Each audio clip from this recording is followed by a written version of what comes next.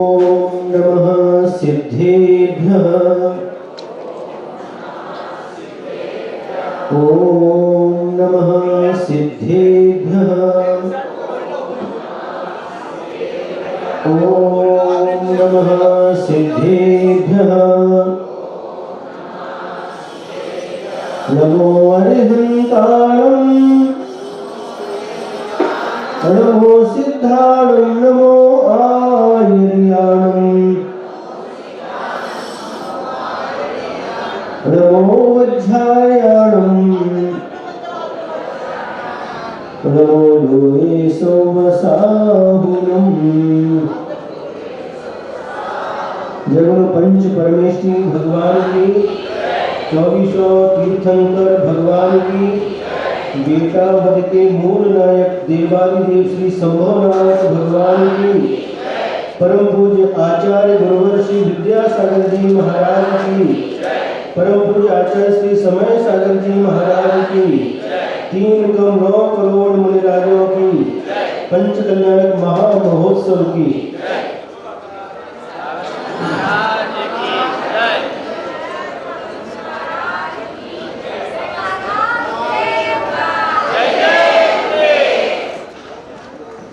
आज बेटावद में अयोध्या का रूप दिखाई दे रहा है।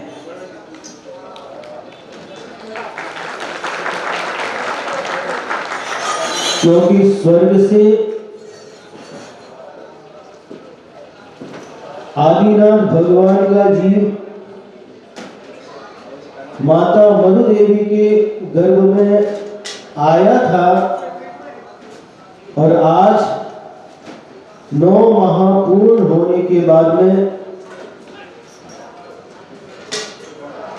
उस तीर्थंकर बालक का जन्म हुआ है।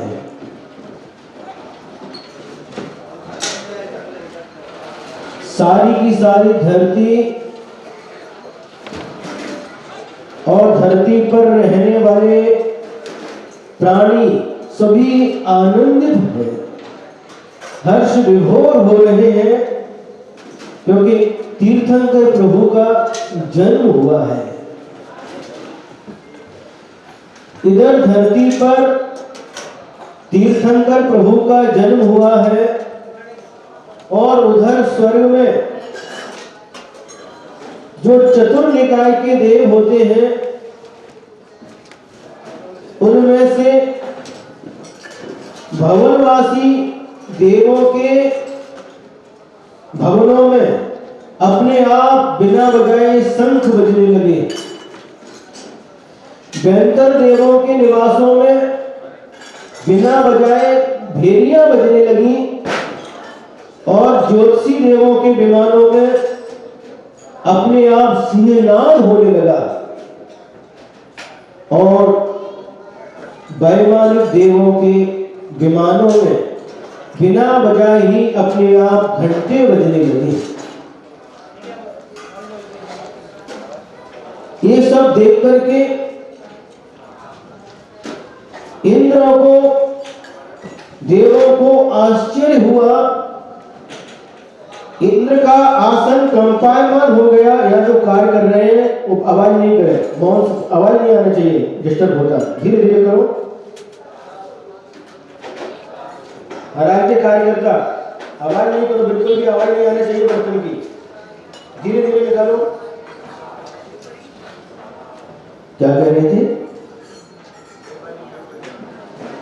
इस प्रकार से चतुर्निकाय देवों के आवासों में अपने आप ही ये वाद्य बजने लगे और इधर इंद्र का आसन कंपायमान हो गया। अपने आप आसन कंपायमान होने लगा। इंद्र ने अपने अवधि ज्ञान से जान लिया कि अयोध्यापुरी में तीर्थंकर बालक का जन्म हो चुका है।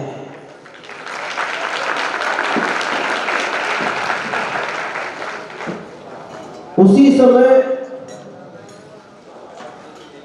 इंद्र की आज्ञा से सारे के सारे देव देवियां अपने अपने विमानों में बैठ करके आकाश से अयोध्यापुरी में आ रहे हैं, अयोध्यापुरी की तरफ रवाना हो चुके हैं। और धीरे धीरे करके वह विमान सारे के सारे देव अयोध्या नगरी में राजा नाभि राय और रानी मरुदेवी के आंगन में उतर आते हैं। जो अहमेंद्र देव होते हैं वह अपने ही स्थान पर 7 कदम आगे बढ़ करके जो तीर्थंकर पर्याय को धारण करने वाले हैं, तीर्थंकर बनकर के भक्त जीवों को उपदेश देने वाले हैं, ऐसे भावी तीर्थंकर भगवान को नमस्कार करते हैं। और इधर 16 स्वर्ग तक के देव धरती पर आते हैं। 16 स्वर्ग के ऊपर के जो देव होते हैं, 9 ग्रेविक, 9 अनुदिश और 5 अनुत्तर विमान, उनको अहमेंद्र कहते हैं। वह कभी भी धरती पर नहीं आते। 16 स्वर्ग तक के देव ही धरती पर आते हैं और सारे के सारे देव धरती पर आए हैं।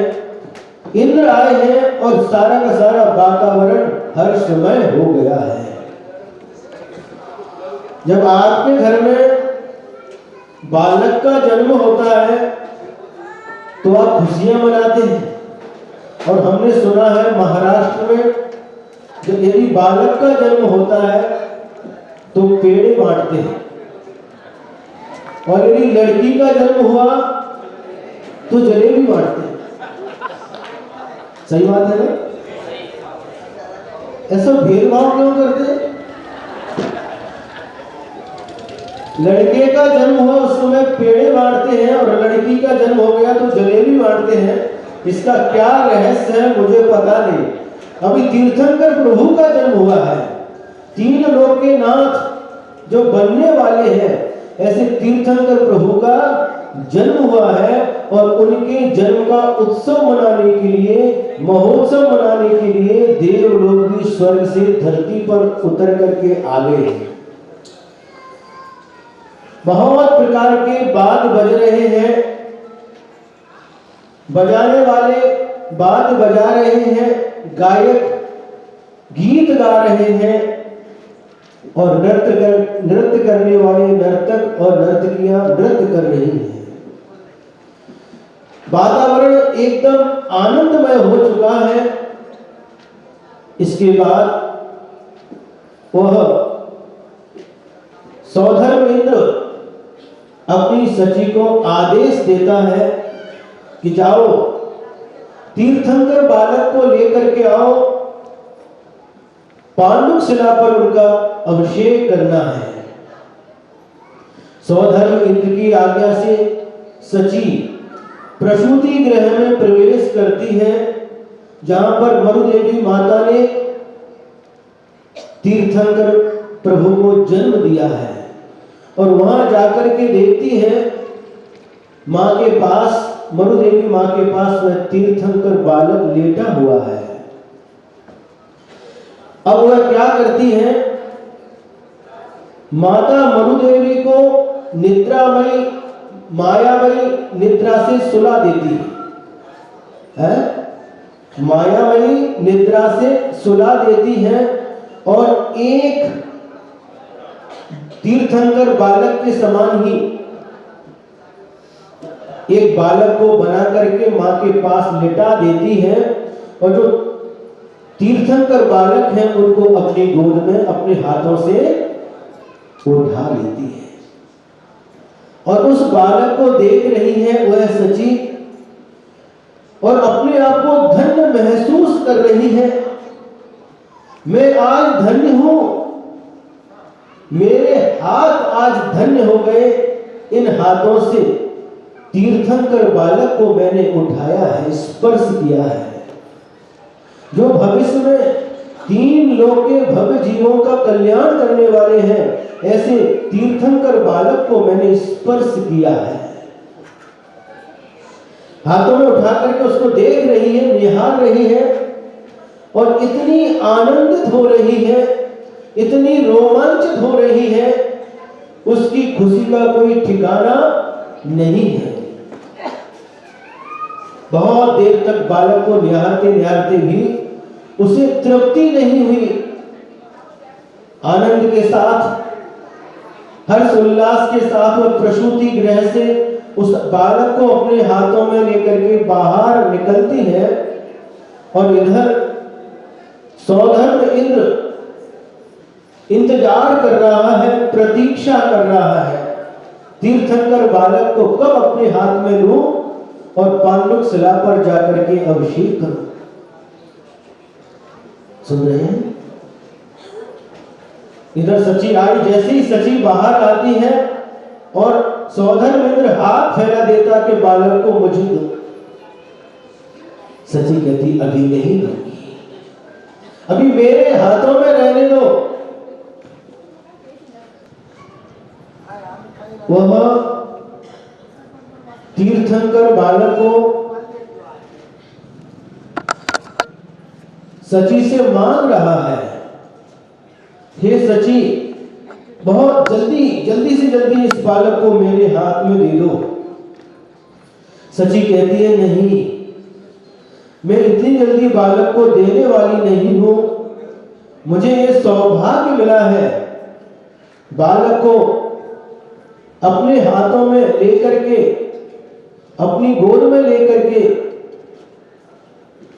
उसको निहारने का मुझे सौभाग्य मिला है। मैं इतनी जल्दी बालक को देने वाली नहीं हूं। और इधर इंद्र बार बार सची से आग्रह कर रहा है कि जल्दी मुझे दो। वो कहती नहीं और हमारे पास रहने दो। वह कहती है ठीक है। सौधर्म इंद्र बोलता है तो मेरा राज, पूरा स्वर्ग का वैभव ले लो, सिंहासन ले लो, मुकुट ले लो, सब कुछ ले लो, लेकिन जल्दी से जल्दी मुझे बालक को दे दो। सची कहती है इनको लेकर के क्या करना है, इनकी मुझे आवश्यकता नहीं है। जो आनंद स्वर्ग में नहीं मिलता, जो आनंद सिंहासन पर बैठने से नहीं मिलता, जो आनंद मुकुट लगा करके नहीं मिलता, वह आनंद आज मुझे इस बालक को अपने हाथों में, अपनी गोद में लेकर के मिल रहा है। सौधर्म इंद्र अपने घुटने टेक देता है, बार बार आग्रह करता है। फिर वह सची उस बालक को, तीर्थंकर बालक को सौधर्म इंद्र के हाथ में सौंप देता है। और जैसे ही उस बालक को सौधर्म इंद्र अपनी आंखों के माध्यम से देखता है तो उसे तृप्ति नहीं होती। दोनों आंखों से देखता है, उसे तृप्ति नहीं होती। क्या करता है वह? एक साथ 1000 आंखें बना लेता है। कितनी? 2 आंखों से देख करके उसे तृप्ति नहीं हो रही। भगवान का रूप इतना सुंदर है, इतना सुंदर है, इतना सुंदर है, कितना सुंदर है कि आपको हम शब्दों के माध्यम से बता नहीं सकते। इतने सुंदर तीर्थंकर बालक हैं और उनको सौधर्म इंद्र 1000 आंखें बना करके निहार रहा है, फिर भी उसको तृप्ति नहीं हो रही।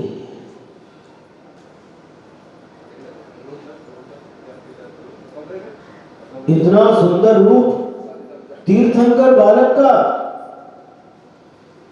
आचार्य कहते हैं, मानतुम स्वामी ने भक्तांबर में लिखा है कि ऐसा लगता है कि धरती पर इतने सुंदर रूप बनाने वाले, शरीर बनाने वाले परमाणु इतने ही थे, इसलिए ऐसा कोई दूसरा रूप दिखाई नहीं देता। ऐसे सुंदर बालक को निहारते हुए वह तृप्ति का अनुभव नहीं कर रहा है। बहुत देर तक देखता है, हाथों में लेकर के बहुत आनंदित है।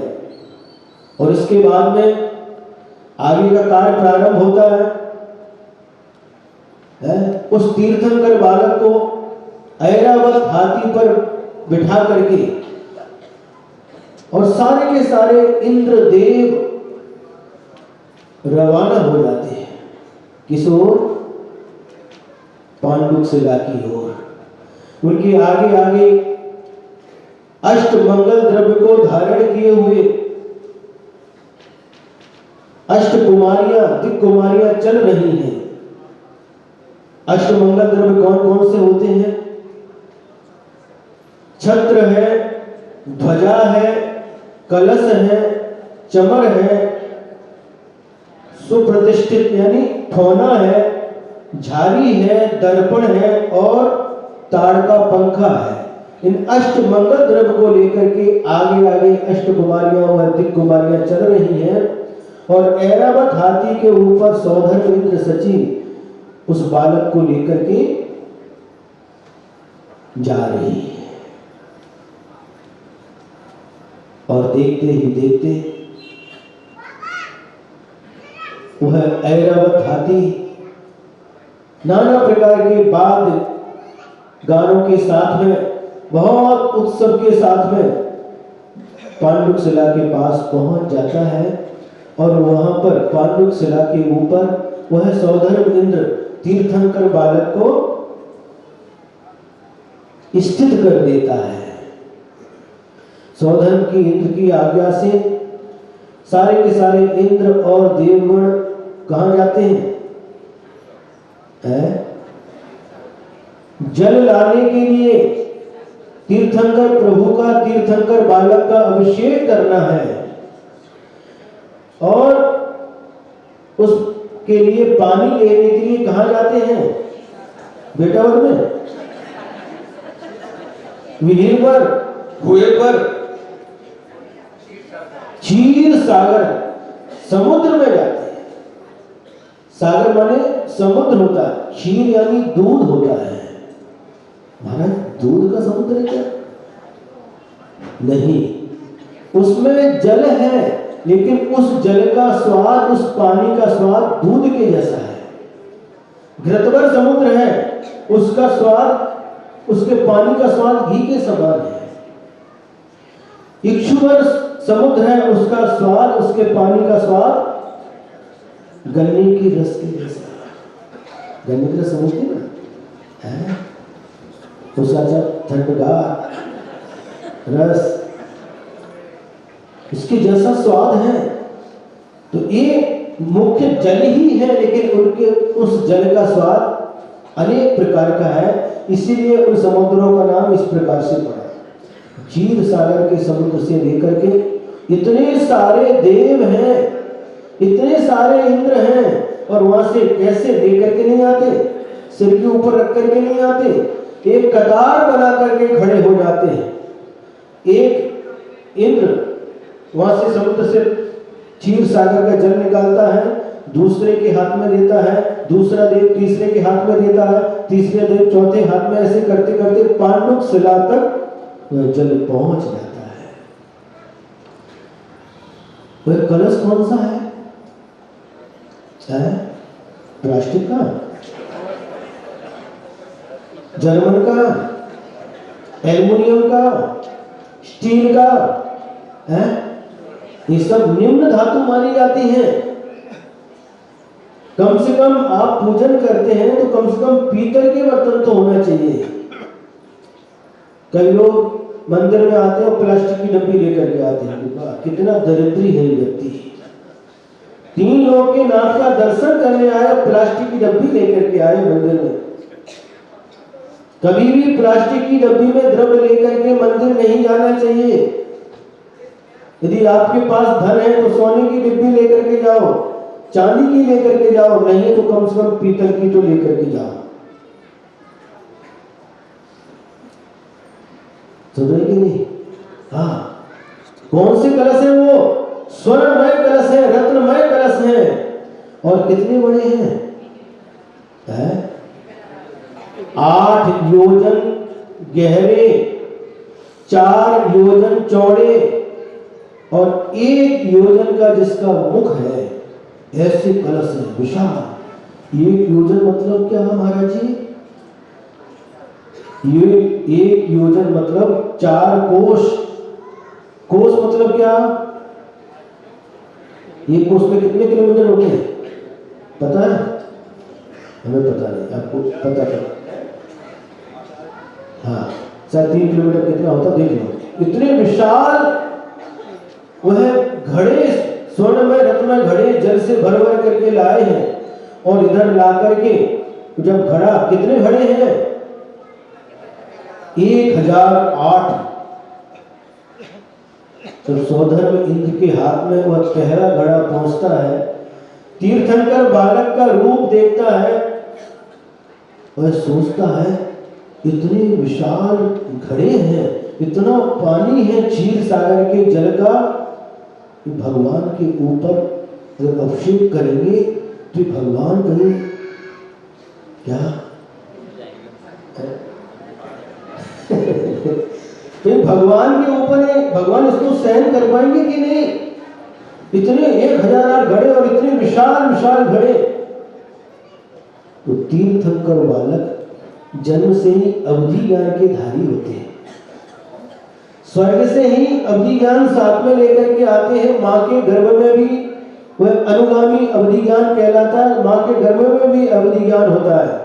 और जन्म लेते ही, जन्म के साथ तो होता ही है, गर्भ से ही लेकर के आते हैं, पिछले जन्म से ही लेकर के आते हैं। जब बालक तीर्थंकर अपने अवधि ज्ञान से जान लेता है कि सौधर्म इंद्र को संशय हो रहा है हमारे इस छोटे रूप को देख करके, जो अपने अंगूठे से उसको थोड़ा सा दबाता है तो सब हिलने लग जाते हैं। जब कोई भूकंप आता है क्या होता है? सब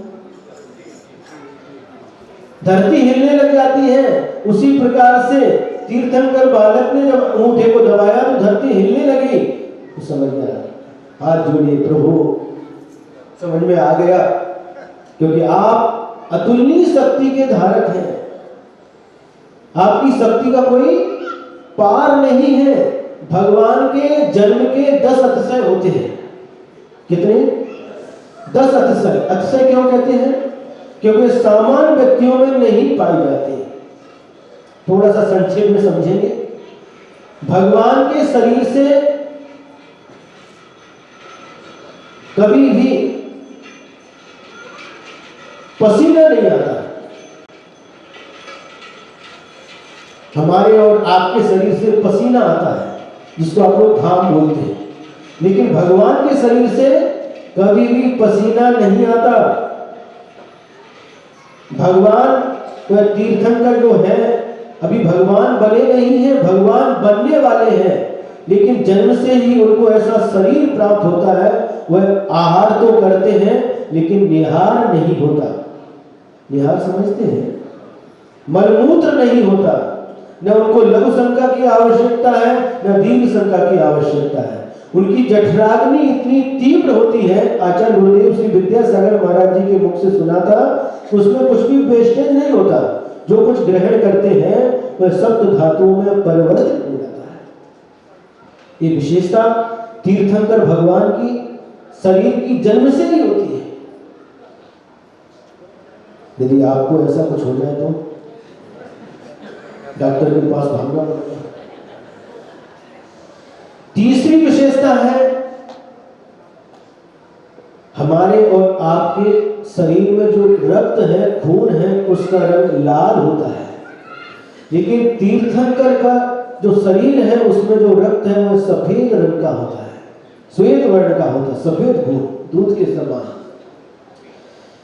और भगवान का जो बल है, शरीर का बल है, वह अतुलनीय होता है। कितना बल होता है? तो आप लोगों ने यदि हरिवंश पुराण पढ़ा हो तो एक स्थान पर ऐसा आता है, नेमिनाथ भगवान ने क्या किया, ऐसे ये उंगली छोटी वाली और उसको ऐसे कर दिया और उसको पकड़ करके जो दूसरे लोग थे वो पकड़ने लगे, उनको उठाया तो ऐसे झूलने लगे। उंगली को भी, इसी छोटी सी उंगली को भी पकड़ कर, इतनी शक्ति उसको भी हिलाने की शक्ति नहीं है। मनुष्य, सभी मनुष्य मिलकर के और सारे देवता भी आ जाए तो उस उंगली को हिला नहीं सकती। इतनी अतुलनीय शक्ति बचपन से, जन्म से ही तीर्थंकर बालक के पास होती है। और उसी का परिचय उन तीर्थंकर बालक ने अंगूठा दबा करके दे दिया। समझ में आ रहा है? अब इसके बाद में उनका जो सहनन वज्र वृषभ नारा सहनन होता है, मान उनकी हड्डियां बहुत वज्र के समान होती हैं, और संस्थान सम चतुरस संस्थान होता है। महाराज जी क्या है, तो पहली बार सुन रहे हैं। कितना सुंदर शरीर होता है, अंगों पांव इतने व्यवस्थित होते हैं, जितने प्रमाण में चाहिए शरीर के हिसाब से उतने ही प्रमाण की आंखें हैं, कान है, नाक है। ये नाक नक्शा एकदम बहुत व्यवस्थित सुंदर होता है। और इसके बाद में उनका रूप कैसा होता है, बता चुके, अद्भुत रूप के धनी होते हैं, आश्चर्यकारी रूप है।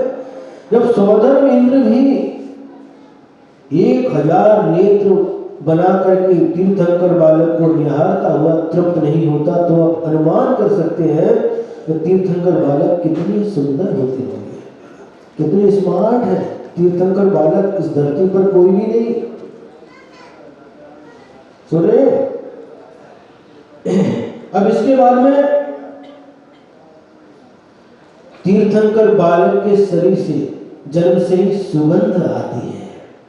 क्या आती है? सुगंध आती है। जैसा आप गुलाब के फूल को सूंघते उसमें सुगंध आती है, इत्र फुले लगाते उसमें सुगंध आती है, लेकिन भगवान के शरीर से सुगंध आती है। हमारे और आपके शरीर से क्या आता है? दुर्गंध आती है। हमारा और आपका शरीर कैसा है? सुबह स्नान करते हैं, इत्र वगैरह भी लगा लिया, लेकिन शाम को देखते तो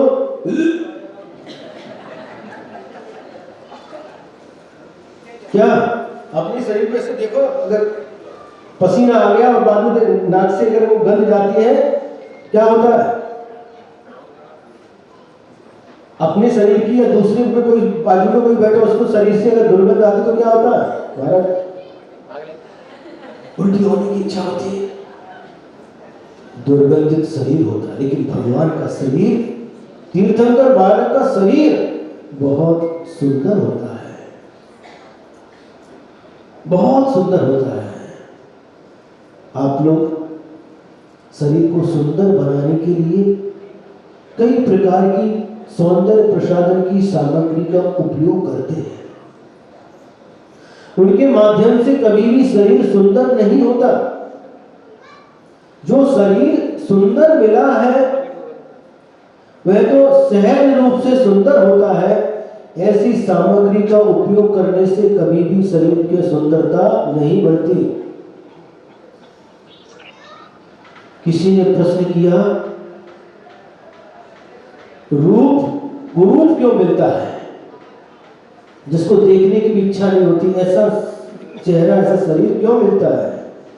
तो जो लोग अपने शरीर को सुंदर बनाने के लिए श्रृंगार करते हैं, श्रृंगार 2 प्रकार का वैसे भैया जी ने बताया था।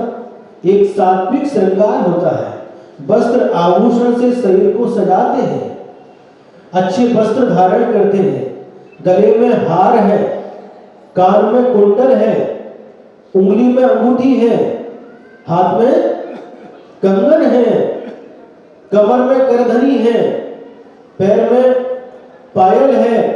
जो कुछ भी ये सामग्री है, इसके द्वारा जो शरीर का श्रृंगार किया जाता है, यह सात्विक श्रृंगार कहलाता है। लेकिन आज इस सात्विक श्रृंगार को छोड़ करके पाश्चात्य संस्कृति के अनुसार उनको देखा देखी ऐसे ऐसे भद्दे श्रृंगार करते हैं जिनको देखने में भी अच्छा नहीं लगता। ब्यूटी पार्लर जाते हैं तो लेते हैं, ब्यूटी पार्लर जाकर के शरीर को सुंदर बनाते, क्या क्या करते आपको पता है? अरे इससे कभी शरीर सुंदर नहीं हो सकता। यदि शरीर सुंदर जाना है, शरीर की सुंदरता बढ़ाना है, तो क्या करना चाहिए? आचार्य समंतभद्र स्वामी ने लिखा, भक्ते हैं सुंदर रूपम वीतरागी जिनेन्द्र भगवान की पंच परमेष्टि की देव शास्त्र गुरु की भक्ति करने से सुंदर रूप की प्राप्ति होती है। जो व्यक्ति इन भद्दे सौंदर्य प्रसाधन की सामग्री से अपनी कुरूपता को ढकना चाहता है और ऐसी वस्तुएं जो सुंदर है उसको किसी सुंदरता की दूसरी वस्तु की आवश्यकता नहीं, दूसरे श्रृंगार की आवश्यकता नहीं। हमारे आचार्य कैसे थे? कैसे थे? कितने सुंदर थे। वृद्धावस्था में भी दांत निकल गए, बाल भी थोड़े से बचे थे, लेकिन फिर भी उनकी एक झलक पाने के लिए लोग घंटों घंटों इंतजार करते थे।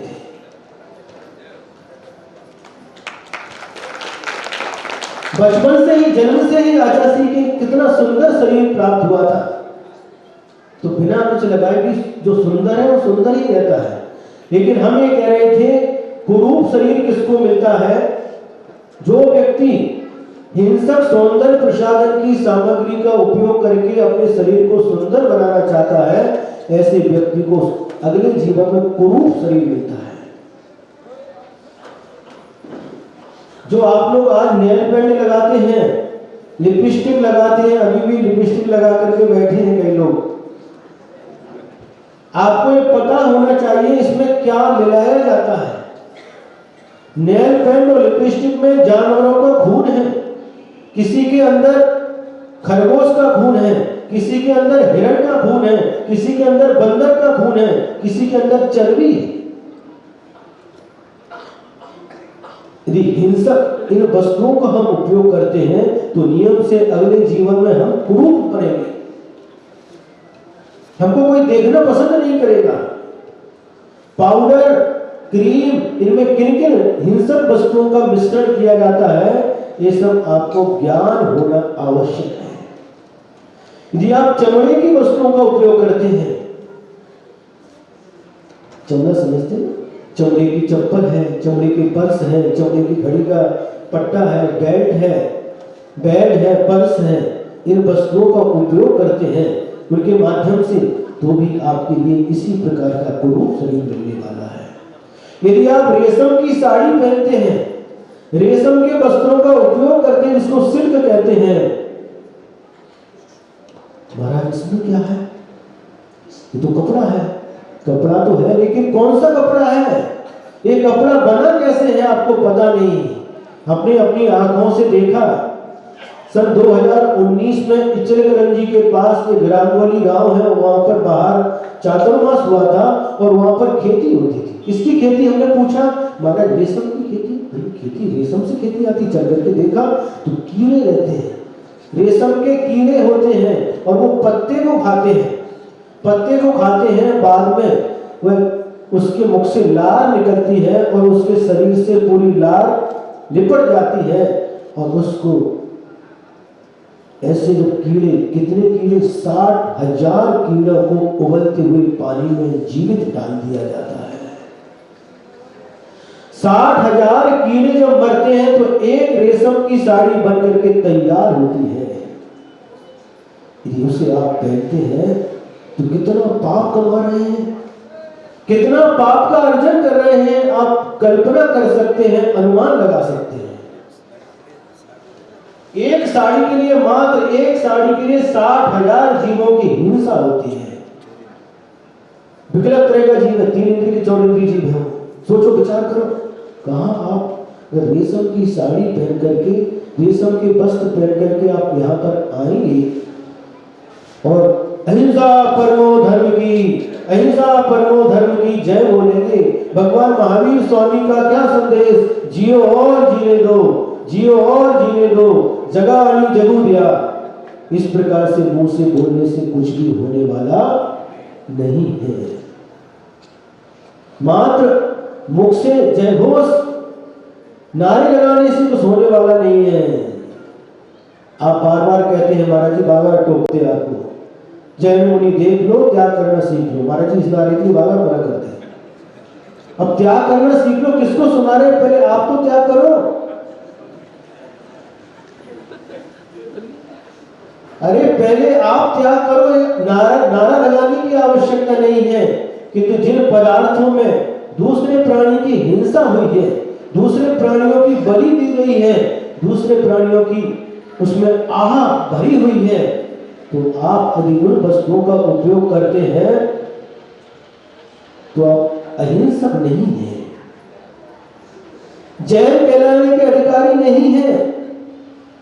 यदि आपको वस्त्र पहनना है तो कौन से वस्त्र पहनना चाहिए? सबसे अच्छे वस्त्र हैं हाथ करगा के। एक हाथ करगा कब चालू हुआ ये पता नहीं आप लोगों को। आचार्य श्री गुरुदेव श्री विद्यासागर जी महाराज को जब ये ज्ञात हुआ कि जो वस्त्र बनते हैं उसमें एक मटन टेलो नाम का पदार्थ डाला जाता है, वो कहां से आता है नाम ही उसका बता रहा है, और उसमें से वो पदार्थ निकाल करके वो कपड़े में डाल करके बनाया जाता है उसको। तब गुरुदेव को चिंता हुई, अरे ये कैसे अहिंसक रहेंगे, ऐसे वस्त्रों को पहनेंगे तो अहिंसक कैसे रहेंगे। उसके बाद गुरुदेव ने आशीर्वाद दिया और हाथ करगा के माध्यम से इसके दो उद्देश्य थे, जो गरीब लोग हैं उनको आजीविका मिले, उनका जीवन यापन हो, उनके परिवार का जीवन यापन हो, और साथ साथ आपको शुद्ध वस्त्र पहनने के लिए मिले। आज इस सभा में जितने लोग बैठे हैं हम सबसे कहना चाहेंगे अपन जैन हैं और पानी छानना अपना कर्तव्य है, तो पानी छानने के लिए हाथ करगा का ही कपड़ा यूज करना। यहाँ पर भी सिरपुर से है और जिंतूर से हाथ करगा के दो स्टॉल आए हैं, वहां पर आप जाकर के उसको ले सकते हैं। जब भी पानी छानना है तो हाथ करगे के कपड़े से ही छानना है, और जब भी मंदिर जाना है, धार्मिक अनुष्ठान करना है, आहार दान देना है, तो उस समय भी हाथ करगे के कपड़े पहनकर ही ये धार्मिक अनुष्ठान कीजिए। भगवान का जो अभिषेक करते हैं उन लोगों को भी हम कहना चाहेंगे कि भगवान का अभिषेक भी हाथ करगे के धोती दुपट्टा पहनकर के ही करना चाहिए। भले ही थोड़ा महंगा मिलेगा लेकिन शुद्ध है। और ऐसे भी कई लोग जिन्होंने आदर्श प्रस्तुत किया है, ऐसे कई लोग आए हैं और उन्होंने नियम लिया है कि हमारा जीवन पर्यंत में मात्र हाथ करगे के ही कपड़े पहनूंगा, दूसरे सभी कपड़ों का त्याग। पैंट शर्ट भी बनते हैं, वहां पर सब प्रकार के कपड़े बनते हैं। हम अपनी आंखों से देख करके आए, सिरपुर में हमने देखा है, ताते भैया वहां पर उनके निर्देशन में चलता है, जिंतूर में कई स्थानों पर है। तो आप लोगों से हमारा यही कहना है कि पानी छानने के लिए हाथ करगे का ही कपड़ा यूज करना। जब भगवान का अभिषेक करके भगवान को पहुंचते हैं उसमें भी हाथ करगे का ही कपड़ा यूज करना। और धार्मिक अनुष्ठान, पूजन है, विधान है, आहार दान आदि, तीर्थ यात्रा आदि, उस समय भी हाथ करगे के ही कपड़े का उपयोग करना। सुबह विषय थोड़ा बढ़ जाएगा इसलिए हम थोड़ा संक्षेप कर रहे हैं।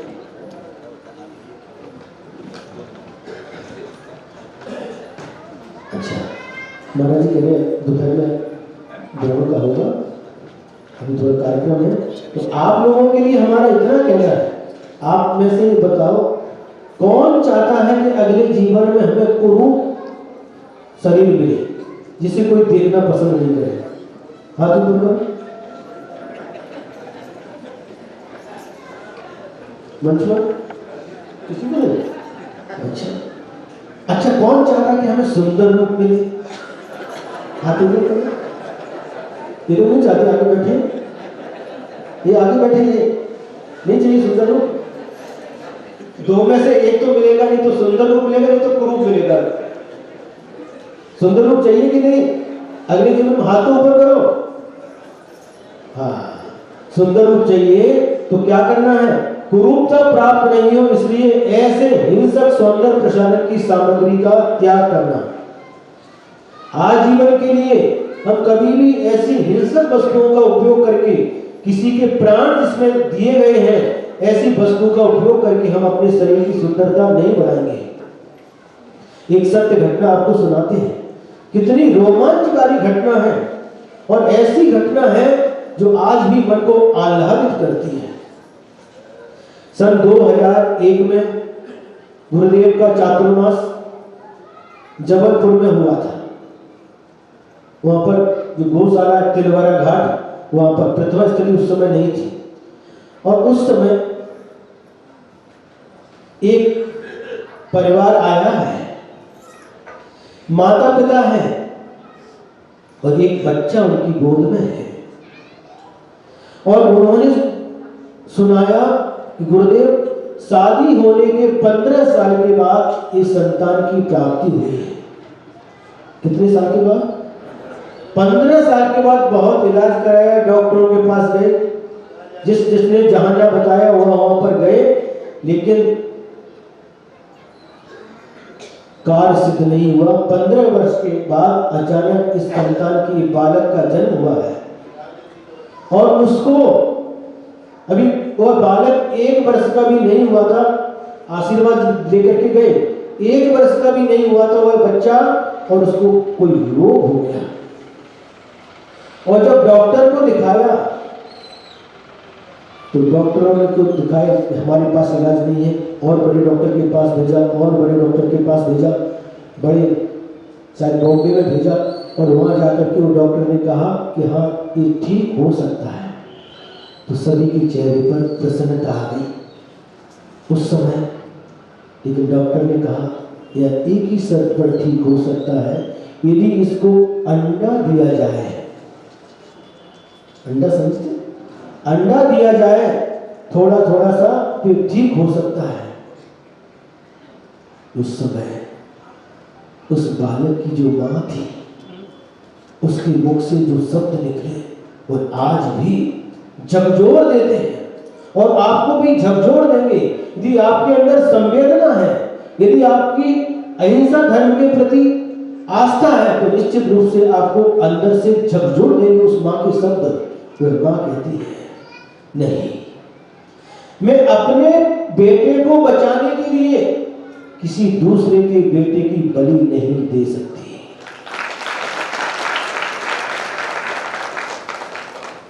उस अंडे के अंदर भी किसी मां का बच्चा है, मुर्गी के बच्चा पल रहा है। मैं अपने बच्चे को बचाने के लिए उस मुर्गी के बच्चे की बलि नहीं दे सकती। माहौल एकदम बदल चुका है। रिश्तेदार समझा रहे हैं, कुछ नहीं, तेरे को 15 साल इंतजार करने के बाद यह लड़का हुआ है, कितनी प्रतीक्षा के बाद हुआ है। अंडा खिला दे, डॉक्टर कहते जैसा बताते वैसा कर ले, बाद में आचार्य श्री के पास जाकर के प्रायश्चित ले लेगा। रिश्तेदार समझाते हैं, परिवार के लोग भी कहते हैं, लेकिन वह मां कहती नहीं। इस बालक ने जैन कुल में जन्म लिया है, जिस कुल में अहिंसा धर्म की आराधना होती है। इसने पिछले जीवन में कितने पुण्य किए होंगे, जिसके फल से यह जैन कुल में जन्म लिया है। मैं इसे अंडा खिलाकर के धर्म भ्रष्ट नहीं करवा सकती। मैं इसको अंडा खिला करके पाप में नहीं डाल सकती। मैं इसको नरक का द्वार नहीं बताऊंगी, मैं इसे स्वर्ग का द्वार ही बताऊंगी। बहुत समझाने के बाद भी वह मां उस बच्चे को अंडा खिलाना स्वीकार नहीं करती। देखिए, विचार करिए, उस मां का हृदय, क्या उस मां के हृदय में ममता नहीं है? क्यों? उस मां के हृदय में मां की ममता नहीं है? अवश्य है, उसके अंदर ममता है, उसके अंदर उस बालक के प्रति प्रेम है, उस बालक के प्रति स्नेह है। लेकिन उससे ज्यादा उसका स्नेह धर्म के प्रति है, उसका स्नेह अहिंसा धर्म के प्रति है, प्रेम अहिंसा धर्म के प्रति है।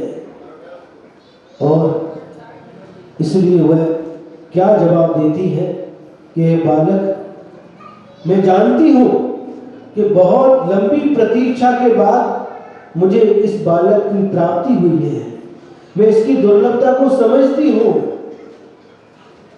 जब तक इसका आयु कर्म है, जब तक ये जीवित रहेगा, मैं इसकी सेवा करूंगी, इसका पालन पोषण करूंगी। तो जितनी आयु है अपनी आयु से जिएगा। जिस दिन आयु पूर्ण हो जाएगी तो कोई भी इसको बचाने के लिए समर्थ नहीं है,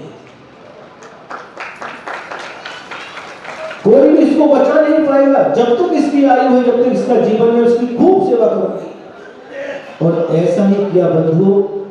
उस मां ने किसी का नहीं सुना, उसने बच्चे को अंडा नहीं खाने दिया, खिलाया, और न किसी से अनुमति दी। लोगों ने कहा तुम मत खिलाओ, मैं खिला दूंगी, नहीं, ये मेरा बेटा है।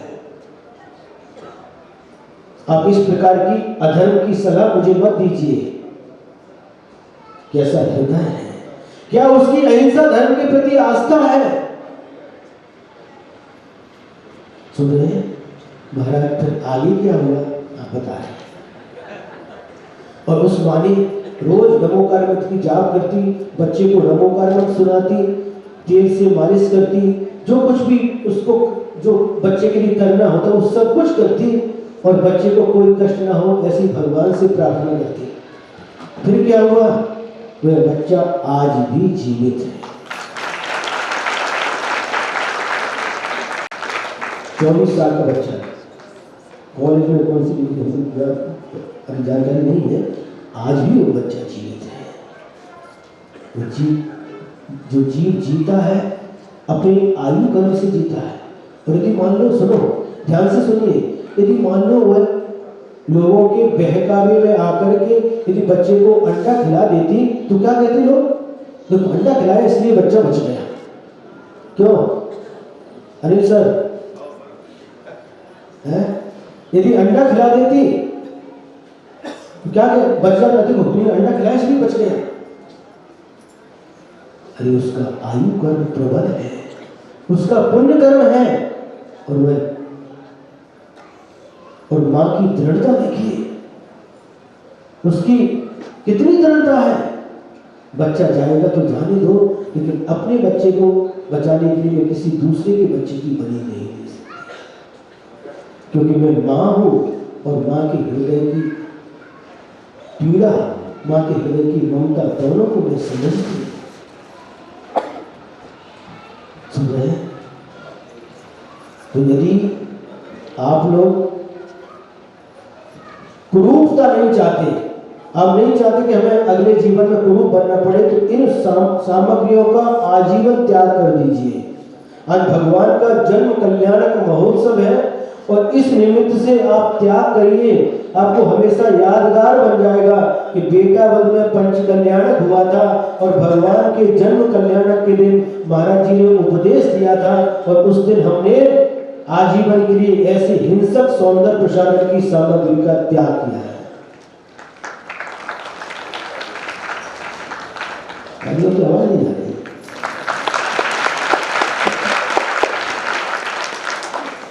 करेंगे क्या?